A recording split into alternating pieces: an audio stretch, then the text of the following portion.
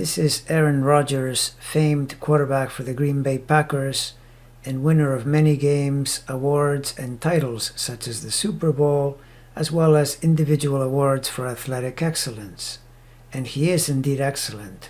And in a sport where you are always at risk for injuries, sometimes serious, he has managed to get through mostly unscathed across an NFL career spanning 17 years.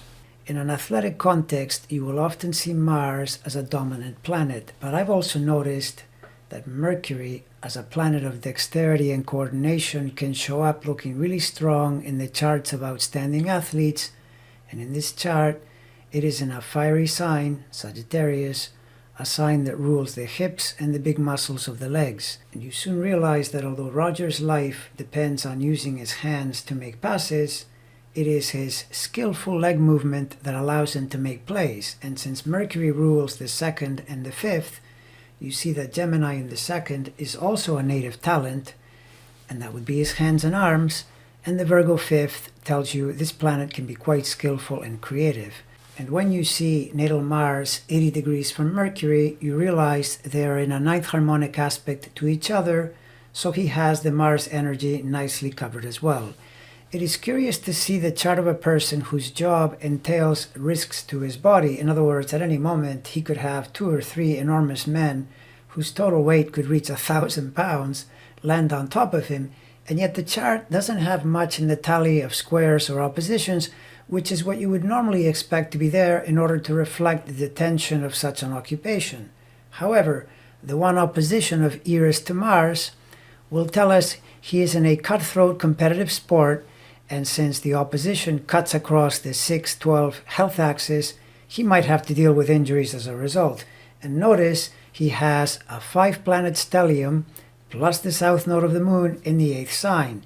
And even though there are no planets harassing these 5 by hard aspects, when your 8th house is full of energy, you are automatically at some risk.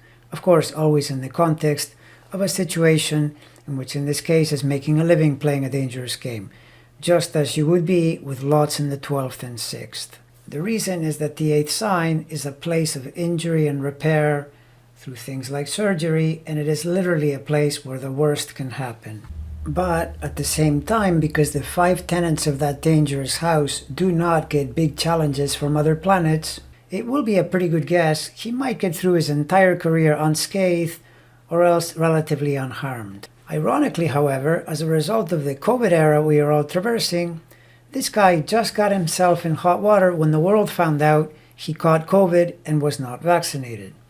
This is explained by the Pluto-Eris square in the sky, challenging his Venus pretty tightly all through 2021.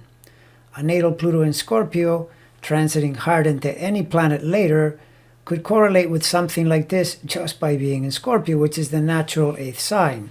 But when you see that the first ruler of Scorpio, Mars, is in Libra in the 6th of health, and you see that Eris is opposing it from the 12th of serious health matters and of hospitals, you realize a very rare Pluto-Mars square in the sky catching your 6th house Venus could easily correlate with something important.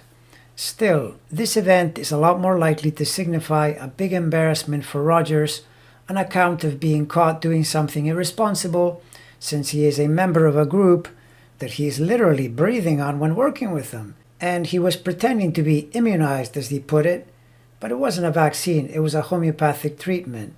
So it's one thing to say he wanted to do things his way, but another to be caught putting other people at risk. He went his own way and it didn't turn out well. And for this, we can add another square in the sky, the Saturn-Uranus square, which is catching his ascendant degrees and his natal Saturn. This is the classic clash between what I want to do based on my own rules, Uranus, and what I ought to do based on my responsibility to society, Saturn. The square crashing into that Saturn tells us, well, that situation crashed. And the fact that transiting Saturn is up there in the 10th is a hit on his reputation, a public stain of sorts. The thing about all those 8th house planets in a mental philosophical sign like Sagittarius is that they can draw you into dark, mistrusting, conspiratorial thinking. And with Mercury conjunct Neptune, you could literally make up your own reality, even if it is exactly that, made up and not really connected to actual reality.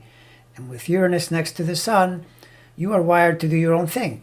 But just like the Orange Menace, when a planet is too close to the sun, it doesn't function well as easily, so that your Uranian independent decisions might be a little or a lot on the immature side.